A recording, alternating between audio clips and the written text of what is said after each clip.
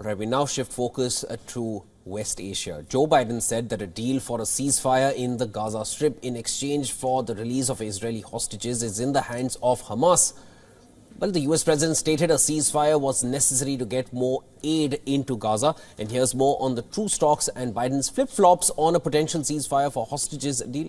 On February 26th, here's a timeline of how it went by. Barely a week ago, Biden said, and I'm going to quote him here, "My hope is that by next Monday, we will have a ceasefire."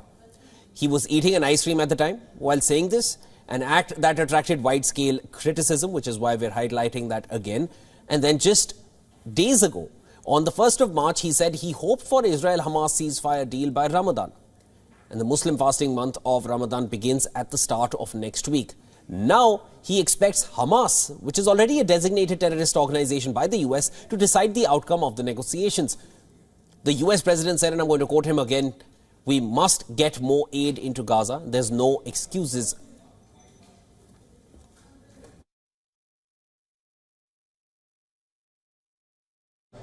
Well, I hope by the beginning of the weekend, the end of the weekend. At least my national security advisor tells me that we're close. We're close. It's not done yet. And my hope is by next Monday, we'll have a ceasefire. There is a ceasefire bill by Ramadan. I hope so. We're still working real hard at it. Not there yet. It's in the hands of Hamas right now. The Israelis have been cooperating. There's an offer out there that's rational. We don't know what. We'll know in a couple of days if it's going to happen. But we need the ceasefire.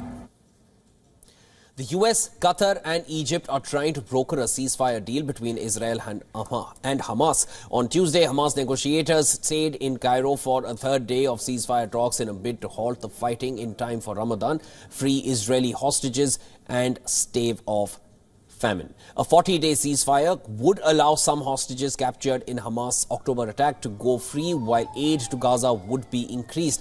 Families would be able to return to abandoned homes. In the US, voters on the left are dissatisfied with Biden's unwavering support for Israel, as its military operations in Gaza have left more than 30,000 Palestinians dead.